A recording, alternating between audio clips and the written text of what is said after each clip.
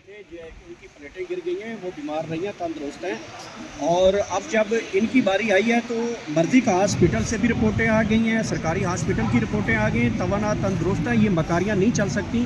جنہوں نے کچھ مال کھایا ہے، چرایا ہے، وہ بالکل قانون کا سامنا کریں گے۔ دیکھیں، یہ بات بڑی وہ غلط کر رہا ہے۔ آپ نے دیکھا ہوگا کہ اس وقت نواز شریف کو ہاسپٹل میں جو ہے وہ ٹرانسفر کیا گیا تھا، اس کو منتقل کیا گیا تھا، اور ان کی فیملی کو یا ان کو کسی بھی پولیٹیکل آدمی کو ان سے ملنے کی اجازت دی تھی۔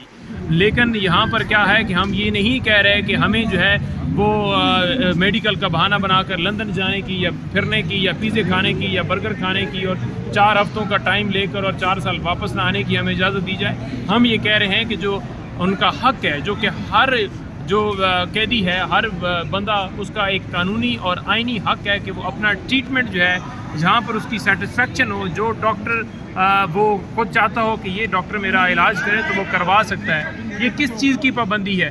جو یہ روزانہ کہتے تھے، جو یہ روزانہ بات کرتے تھے کہ کچھ بھی نہیں ہوا جی، جو یہ کہتے تھے جی کہ بالکل جی یہ ڈرامہ کیا جا رہا ہے، آپ مجھے یہ بتائیں کہ جو ساری چیزیں میں نے آپ کے سامنے رکھی ہیں، ان ساری چیزوں کے بعد کیا کوئی بات بچتی ہے؟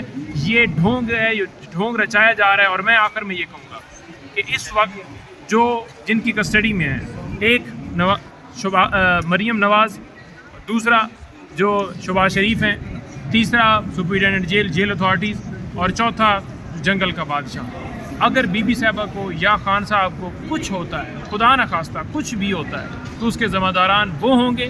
اور ہم فی الفور مطالبہ کرتے ہیں کہ جنہوں نے کیمرے لگائے، جنہوں نے یہ زہر دیا اور جو اس طرح کا گھنونی حرکتیں کر رہے ہیں، ان کے خلاف کارروائی کی جائے اور ان کا پراپر علاج کرایا جائے۔ Thank you.